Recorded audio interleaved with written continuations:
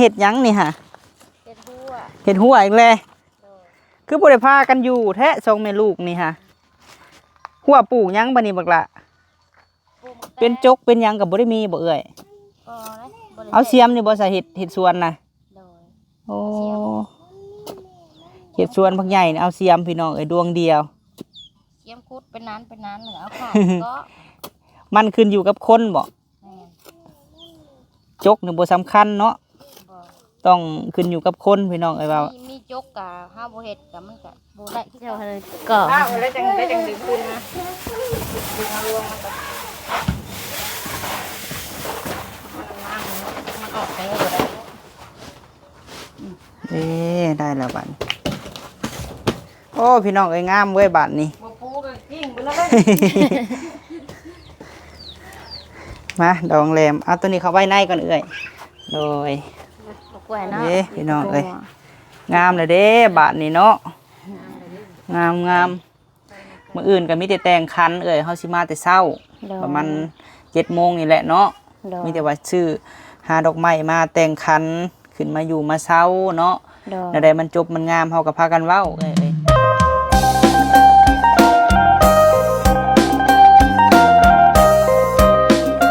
พี่น้องเปิดภาพมาสบายดีเด้อคือแหลมสบายดีเด้อพี่น้องเด้อป้าพี่น้องเอ้ยทางกระทังเสาน้อยทักมายังมายุมายะพี่น้องเอ้ยผู้เสาแหลมทางลูกเพิ่นแน่มื้อนี้เฮาซื้อเสื้อน้ำมันเนาะพี่น้องมาให้ทางเอ้ยสาเนาะเพราะว่าเฮาเว้ากับเพิ่นมื้อเช้านี้สีนี่งามข่อยเลือกเป็นสีเทาแม่นบ่โดยสีเทาพี่น้องเอ้ยป้าเอ้ยแหลมจะเฮาแบกไปนำกันแล้วก็ผ้าเช็ดเท้านำพี่น้องเอ้ยผ้าเช็ดเท้านี่2 อันนี่60พี่น้องแล้วก็เสื้อน้ำมันนี่550,000เนาะเพิ่นบ่ได้แบ่งขายพี่น้องเอ้ยโธ่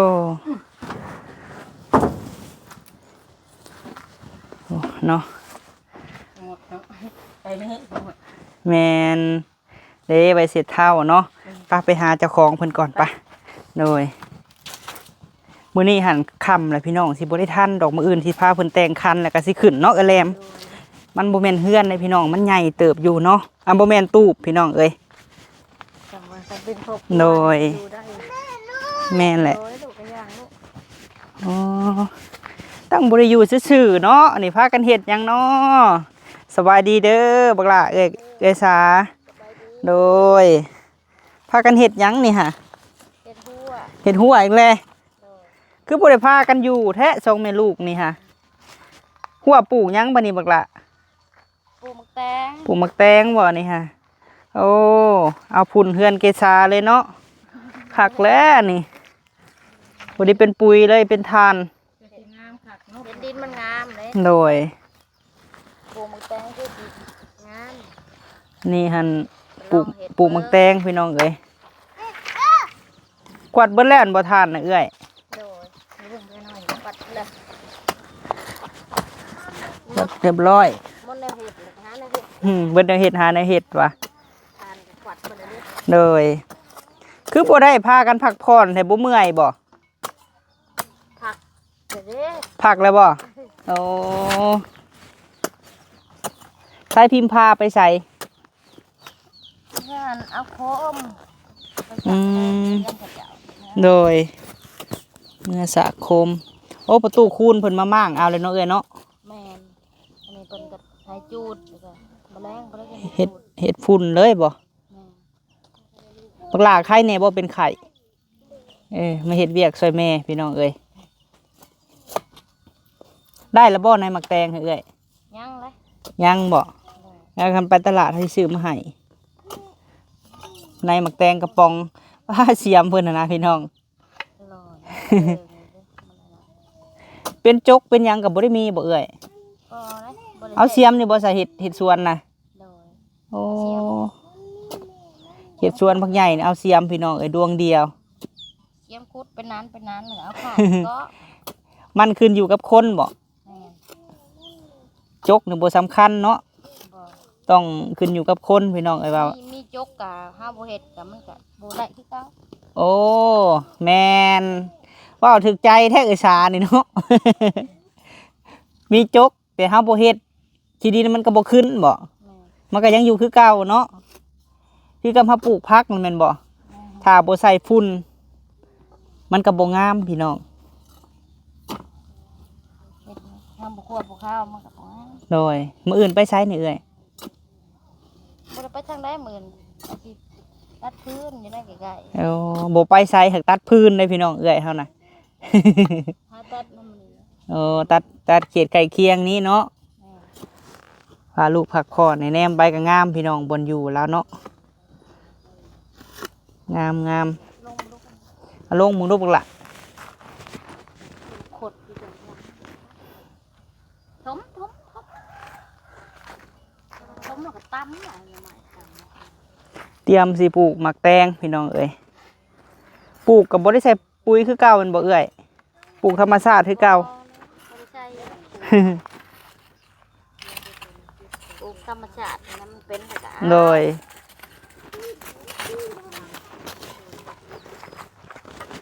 ปลูกแบบบ่ลงทุน ปลูกแบบบ่ลงทุน ลงแต่แห้ง ลงแต่แหงเอาแหงเป็นทุนเนาะโดยเอ้ยเอามักระเบิด มักระเบิดไป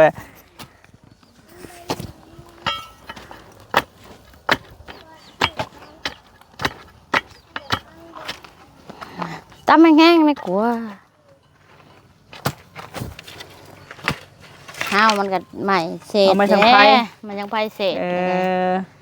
ได้ แล้ว แสดงว่าได้ทั้งเห็ดเฮือนได้ทั้งเห็ดสวนเนาะไม่สังไพ่นี่กับพี่น้องไอ้คุ้มค่าอยู่ได้เอายังหมัดเคยจะนั่งบ่เอ่ย คือจะนั่งแล้วมันไปหาดึงเหงืออยู่น้ำเหลาและคือจะนั่งกัน โดยเปิดหาปลาบ่ในน้องคืออ๋อพี่น้องเอ้ยมากอกสมดกแทนสามันยังบ่สุกบ่ ยังบุทันสุก คันสุกเก็บไว้ได้สิแช่ฟิตไว้ โดน ลายอีหลีพี่น้องเอ้ยมากอกนี่บ่มีฮอดใบมีแต่หมาก มันมดบอลอื่นมด ขายเป็นขายแบบไรนี่ขายมากอกนี่เอ้ย จักแล้วเฮากับบ่ได้เคย ยังบ่เคยขายเนาะ บ่ เคยขายแต่ยานางพี่น้องเอ้ย มากอกคือบ่จักเจ้าคุณซื้อนั่นได้โล5,000บ่หรือโลเท่าใด ต้องทำยายจอยได้นี่เนาะ ขายมะกอกเลยต้องทำยายจอย ประเภทอันมากในบ่จักแนวขาย เลย ปัดพักมีที่ช่อมจิอยู่จักอยู่เนี่ย ขายเนี่ยแล้วบ่พักเจ้าเอื้อน ขายแน่เลยแบบขายกับมันหนาเดี๋ยวเฮาลกไปก็คือว่ามันก็ยังหนาอยู่ เลยบัดนี้หั่นสิปลูกมังแตง แม่ตัวนี้สิปลูกหมักแตงบ่ได้ปลูกผักใช่เด้ตัวนี้ มัง ปลูกห แต มั ง กแตง ล้วนๆ ล้ เนาะ วนๆนะตัวนี้ถ้าเบิ่งผลงานว่ามันสิเป็นอะไรมันสิเป็นบ่หรือมันสิบ่เป็น โอ้เป็นแล้วค่ะรุ่นเอ้ยสาปลูกเลยเนาะขนาดเฮ็ดทานก็ยังได้ ครับมันสิเป็น เอาเหือแห้ง เบิ่งดิน สู้ ก็ เอา คื เนาะ อว่างามจ้ะโดย ถ้าไผซื้อน้ำเอ้ยสานี่พี่น้องแบบบ่มีสารเคมีเด้อเนาะ จักมันสิได้ขายหรือว่าปลูกก็ได้ติถ้าพังเบิ่ง คือเห็น ว่ามั อันกินนี่ย่างมาแต่เฮือเขาคูนบ่ ไปเลี้ยงแบะ โอ้ ปล่อยแบะไปแล้วก็ไปลัดอย่ามันไปทางพุ่นเลยปล่อยไปแล้วก็ โดย ห้ามบ่ไปลัดอย่ามันไปทางอื่นจะเลยไปลัดมันไว้ทางนั้น เลี้ยงแบะก็เลี้ยงทานก็เฮ็ดพักกระปลูกพี่น้องเอ้ย เฮ็ด จำนี่แหละเนาะวิธีชีวิตคนเฮา โดยเฮ็ดมันคุยอย่างอะไรมีผู้จ้างก็ยังสิไปรับจ้างนะจิน แม่นบ่ โดย โอ้ล้างถ้วยล้างบ่วงก็ไปบ่เอื้อย ไป อันไผมีเวียกมีงานก็สิเอิ้นหาเอ้ยสาพี่น้องเอ้ย ทางป่าทางดงก็ไปเบิดแล้วคะแนนผู้จ้างบ่ได้ บ่ได้แค่ดอกเนาะ บ่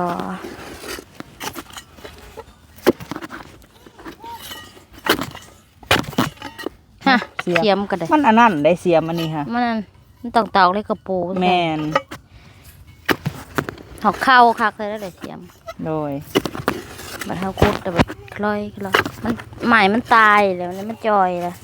ไปซะเอื้อยเอ้ยเนาะเฮาซื้อน่ะมาให้ซะป้าบักลาบปะไปอันนั้นนํกันเอื้อยเอ้ยโดยซื้อสาดน้ำมันมาให้เสื้อน้ำมันมาให้ไปซื้อกับดองแหลมเซสุกเซไส้อยู่หยังวะ ไป2 คนกับสาวแหลมแบะน้อยนี่หันไวแท้นี่เนาะมันตุยตัวหนึ่งบ่ แม่น มันหลายโตมันละตุย มาพี่เด้อแลมเด้อเอาพี่น้องเอ้ยซื้อน้ำมันมาให้ว่าแต่มีอันไหนอยู่บ่เอ้ยมีอันกันไกลอยู่บ่มีตัดอยู่บ่ มีไปเอาอะไรกันเนี่ย แล้วก็ผ่าเสร็จเท่าเอาป้าไว้ให้ก็ได้เอ้ยผ่านี่โดย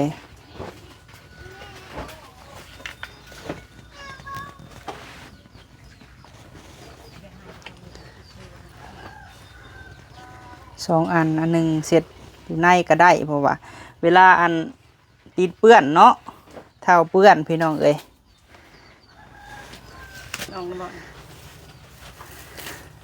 ว่าสิซื้อเป็นแมทกับเพิ่นบ่ขายว่าซื้อเป็นม้วนยาดอกซื้อเบิดเลยเห็นมันงามโดยนอกในกระปูเลยนี่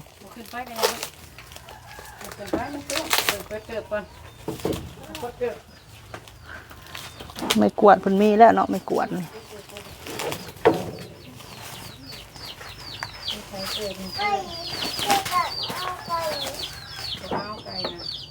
เขา แลมน้อยแล้วปูเป็นนี่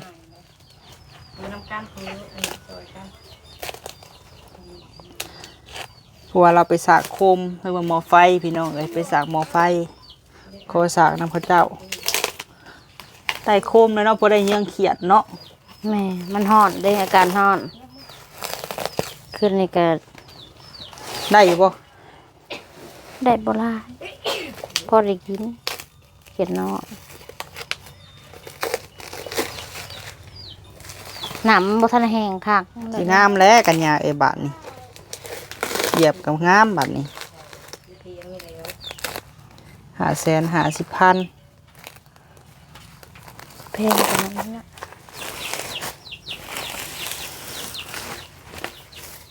คนนี่สิขึ้นไปนำ ขึ้นกระยา ขึ้นบ่ไปขึ้นก็ขึ้นซะ ขึ้นบ่ต้องดื้อเด้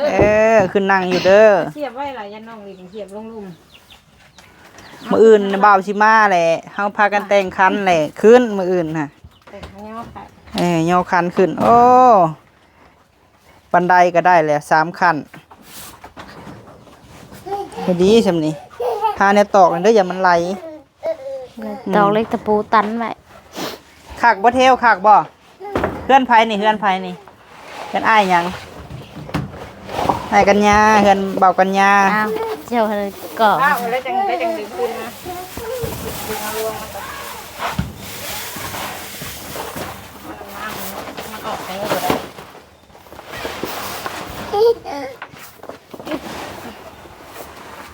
ทางขึ้นไป ดึงไว้ทางนี้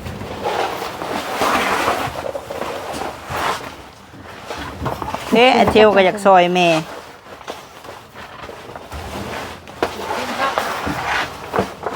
มึงยาวมาเลย ดึงขึ้นให้มันจัง ดึงขึ้นบักละ ยับลงมาวันนี้ยับ นี่ตัดมาตัด ย้ำเอา เสาเอาเบิ่งอย่าพาไม้ออกลูก อ่ะ อย่าพาไม้ออกมาให้สอนคุ้งบ่เสียคุ้งแล้วมีตัดเฮก กุ้งโลกก็ได้ซอแลบเว้ย เฮกเลยเฮกเลยมันเข้าเสานี่มาเป็นตัดแต่มา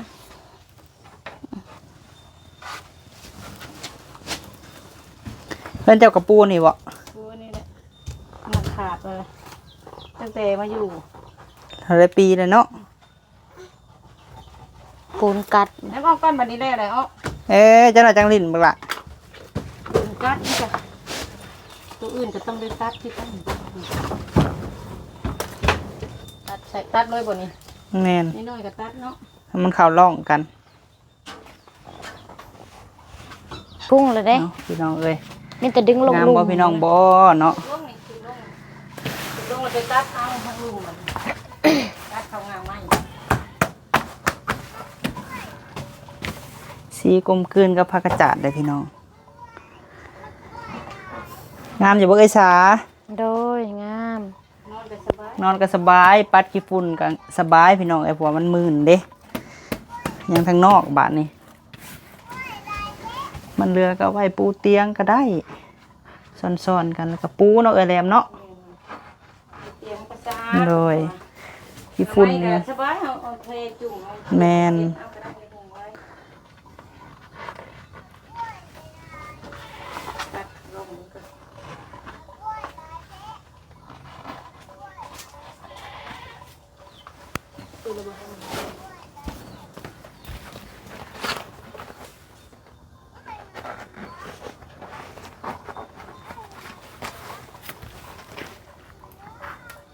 ปูเสื้อน้ำมันเฮาตุ่มบ่ห่มผ้าห้องมันก็บ่เกาะเสื้อผ้าแป้นเพราะว่าแป้นเฮาบ่ได้กบพี่น้องเอ้ยแล้วบ่ดอง โยกขึ้นมาโยกไปใส่ทางนี้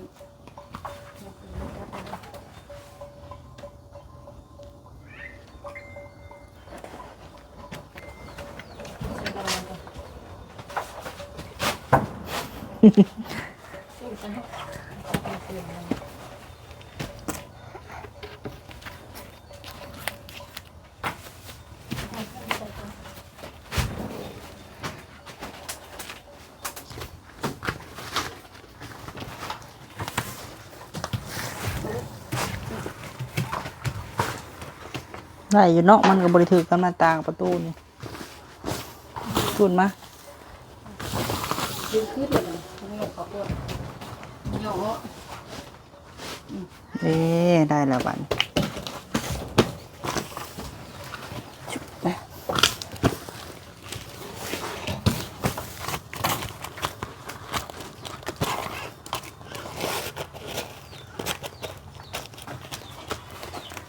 ผู้ผ้าห่มผ้าห้องกะผ้าห่มบ่นอนกับมีอยู่แล้วเนาะเอ้ยเนาะบื้นเฮาสิมาเด้อตอนเช้าเด้อ โดย เอามีแต่ว่าอันท่านอายเพิ่นไปนอกก็มีแต่ให้เพิ่นซื้อเทียนเฮาก็พากันแต่งคันคืนอะไรมันสิจบงามเนาะแม่น แม่นอยู่มันเฮือนน้อยชำว่ากระชำเฮือนใหญ่เลยเนาะ โดย มาอยู่เฮาเช้ากะมันยัง ป้าข้างนอกพี่บัดนี้พี่น้องเอ้ย มืดเนาะ เอานี่ใส่บัดนี้ผ้าเช็ดเท้านี่มาก็เสร็จก่อนจังเข้าบ่นอน โอ้พี่น้องเอ้ยงามเว้ยบัดนี้ บ่ปูก็กิ้งไปแล้วเด้ มาดองแรมเอาตัวนี้เข้าไว้ในก่อนเอ้ยโดย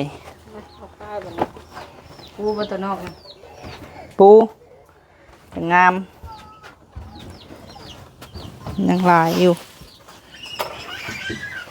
ป้าน้องเที่ยวเพิ่นเห็นเบ้ มาเอาลูกมาจะนี่มันจะง่ายมันได้จังปีนนะ แมน ถือเล็กตะปูปะไม่ได้กัด คืออิหยังก่อนนะฮะ ตะปูเด้อตะปูหมวก โอ้ ปูหมวก มันก็เป็นตะตุ่ม เอาพอดีปีนเลยดึงดูค่ะดึงไปดูค่ะ พอดีแล้วนี่ ตัดพี่เนาะตัดเรือไว้เขาจงว่าพี่บอกเรือลาย ใส่ซองแล้วบ่เออแรมใส่ซองอันบ่ ซองเลยแค่น้ำเส้นมัน เป็นเส้น เอามาอันนี้ค่ะบนเส้น เส้นเสียดิ เส้นเสียมาอันนี้ค่ะบนเส้นนะเส้นเสีย อย่ามัน ออกวันนี้กันอีก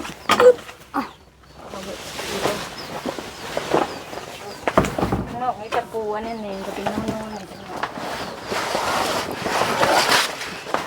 เพราะว่าเล็กตะปูหมดเดี๋ยวน้าหักใส่ตะปูอันนี้เลย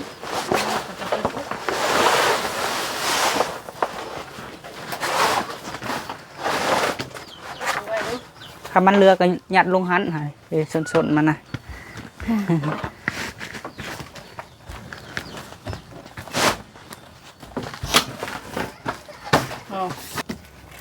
ออกวันนี้ตัวนั้น แล้วบาทนี้ขับขึ้นมาบาทนี้เนาะและเพื่อนแต่งเพิ่นว่าตุบแต่ง ลงไป เอ้ย นี่ก็บอกปูเนี่ยโอ้ยนอน นอนเฝ้าทานมา อ้าว งามแล้วบาทนี้บ่ตัดก็ได้ บ่ตัดก็ได้ ลงอะไรจังเลยคนตะเล็ดลงนี่สาดลงน้ำเลยตะปูนี่ไม่ดอกนี่ บ่เลยอ้ายมาเลยให้มาแต่เอาโทรศัพท์แล้วให้เพิ่นเอาไปเลย เอายังก่อลืมเลย โคม เอาโคม ตะปูน้อยนะตอกโลมานี่ จิกไว้เนาะ เด้พี่น้องเอ้ยงามเลยเด้บาทนี้เนาะงามงาม ปึ๊ก เอาคือว่าเนาะ นี่ตัวนี้ งามคักปัญญังพี่น้องเอ้ย งาม เอานี่มาใส่บาทนี่ อได้อยู่ได้เช้าเนาะ แม่นอะไร โดยมื้ออื่นจังสิมาแต่เช้าพี่น้องเอ้ยบ่พอมีก็ได้ถือว่าเรียบร้อยเนาะเอ้ยเนาะ โดย งามแล้วได้บาดนี่ โดย มื้ออื่นจังนอนเนาะ โดย มื้ออื่นสิมากับดองแหลมพี่น้องเอ้ยมีอยู่แล้วว่าอันเครื่องอยู่พุ่นนะที่ใหม่ๆให้มีอยู่เนาะ มันมีแล้วต้นไม้ไม่ได้ต้นตูม ประห่มตุ่มแล้ว แม่ โอ้หรือว่าอะไรพี่น้องเอ้ยเฮากะมีแบ่งใส่พี่น้องเอ้ยซำนี้ก็ถือว่าโอ้ดีที่สุดแล้วเนาะเอ้ยเนาะ โดย โดยพี่น้องเอ้ยมื้อนี้ก็ค่อยค่ำยามแรงแล้วเฮากับมากับดองแหลมพี่น้องเอ้ยเซใส่เซครัวอยู่เนาะทั้งลูกน้อยแน่เพิ่นก็ได้มื้ออื่นก็มีแต่แต่งคันเอ้ยเฮาสิมาแต่เช้าประมาณ 7:00 นนี่แหละเนาะมีแต่ว่าชื่อหาดอกไม้มาแต่งคันขึ้นมาอยู่มาเช้าเนาะแล้วได้มันจบมันงามเฮาก็พากันเว้าเอ้ยอีหยังมันก็ขึ้นอยู่กับเฮาเนาะเซาแหลมโดยวันนี้เงินเรือซื้อผ้าอีหยังก็เสื้อน้ำมันเนาะอันนี้หันราคา550,000เด้อในกับผ้าเสื้อเท่านี่60,000เพราะว่าเงินยังเหลือ1 ล้านพี่น้องเอ้ยแล้วเฮาสิมอบให้ซา500,000พี่น้องเอ้ยเนาะนี่แหละอันนี้มันเงินเรือเด้อเด้อเฮาก็สิมอบให้เอื้อยโดยไว้ใส่ใจในครอบในครัวพาลูกไปหาแพทย์หาหมอก็ได้เอ้ยเพราะว่าลูกเจ้าก็บ่สบายพาเพิ่นไปซักยายันว่าเป็นไข้ยุงไข้หยังนะมุ่งมั่นได้สามีอยู่บ่ตัวกลางนี่มีอยู่เนาะแต่ซื้อมาให้แต่ก่อนพุ่นบ่แม่นเอาพี่น้องเอ้ยถือว่ามื้ออื่นก็สิพาเพิ่นถือดอกไม้แต่งคันขึ้นเฮือนขึ้นซ่านใหม่เด้อพี่น้องเด้อเนาะได้บนอยู่บนเสาใหม่